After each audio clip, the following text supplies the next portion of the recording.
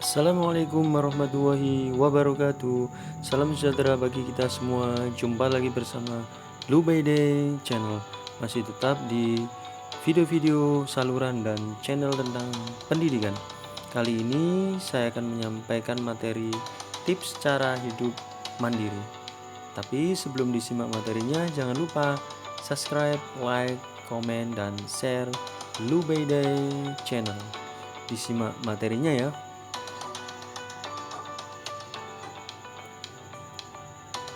Tips cara hidup mandiri. Persepsi materi ini dalam sebuah fase kehidupan ada waktu di mana kita memutuskan harus hidup mandiri. Dan tentu saja untuk pertama kalinya mengurusi hidupmu sendiri. Kamu bisa jadi stres dan kalang kabut tentang bagaimana hidup sebaik mungkin dalam pemasukan yang terbatas.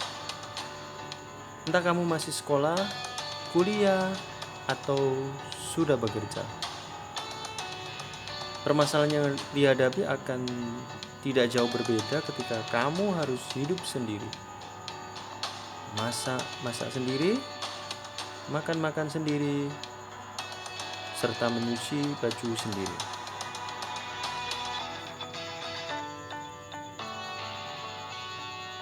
Lakukan hal-hal ini untuk membantu hidup mandiri. Yang pertama adalah survei biaya hidup. Awal hidup di suatu tempat harus kamu tahu bagaimana kondisi tempat tinggalmu.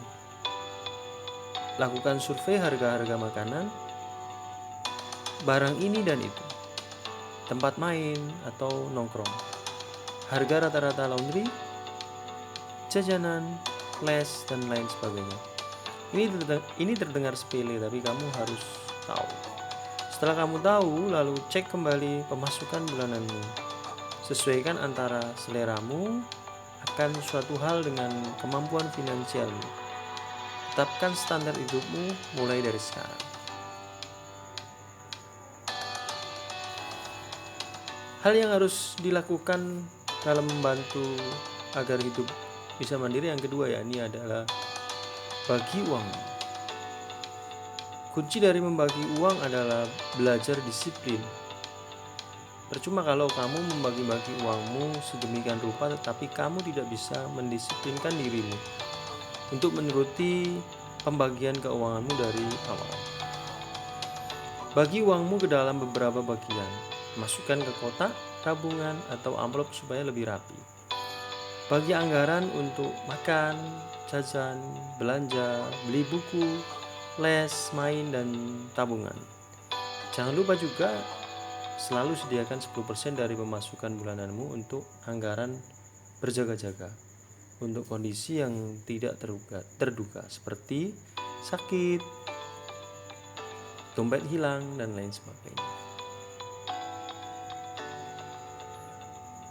Hal yang harus dilakukan untuk membantumu hidup mandiri yang ketiga yakni belajar memasak makananmu sendiri. Tentu kamu tahu untuk urusan makan kamu tidak mungkin akan selalu pergi keluar dan makan di luar. Wajarnya kamu akan makan 3 kali sehari yang mana itu juga berarti pemborosan kalau kamu terus-terusan makan di luar. Akan sangat bijak kalau kamu memutuskan memasak sendiri. Tidak perlu masak yang susah-susah, berawal dari goreng telur ceplok, kemudian nasi goreng, kemudian tumis kangkung atau bayam, hingga sup sederhana. Semua bisa kamu lakukan kalau kamu mau. Semuanya adalah proses belajar. Hal yang dilakukan untuk membantumu hidup mandiri yang keempat yakni batasi porsi bermainmu. Sadarilah kamu sedang merantau dan kamu juga sedang belajar caranya hidup dengan segala yang pas-pasan. Segala kemungkinan baik buruk. Jangan jadi anak manja dan kalau kehabisan uang lalu kamu melapor untuk minta uang lagi. Hidup mandiri berarti kamu juga harus belajar hidup prihatin. Membatasi diri untuk tidak melakukan hal-hal yang perlu dilakukan.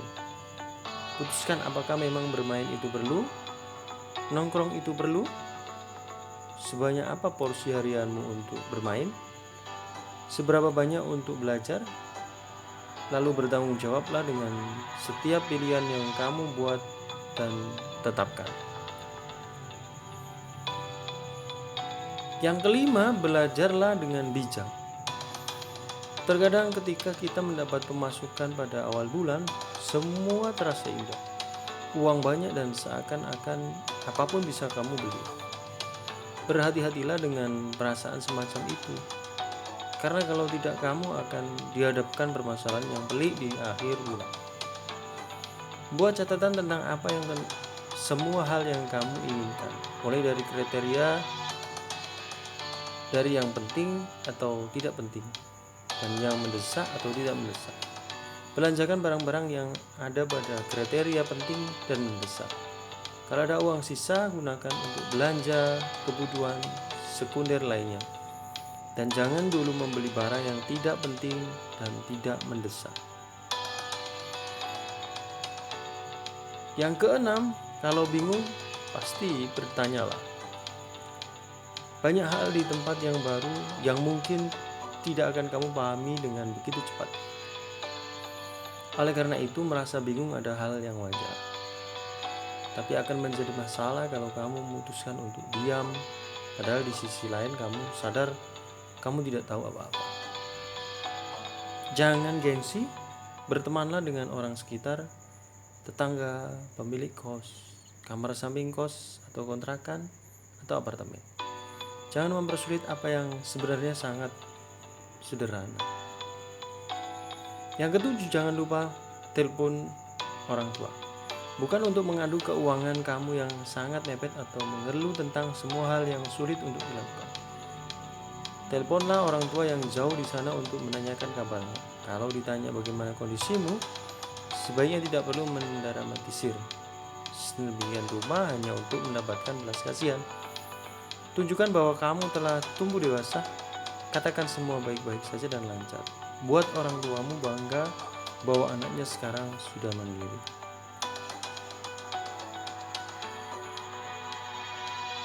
Tips ampuh untuk kamu yang masih nebeng alias tinggal bersama orang tua.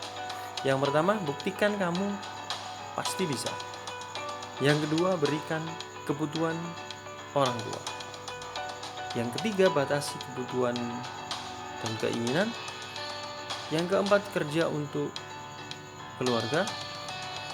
Yang kelima, jangan membawa masalah. Dan yang terakhir, keenam, mampu mengambil keputusan dengan cepat dan tepat.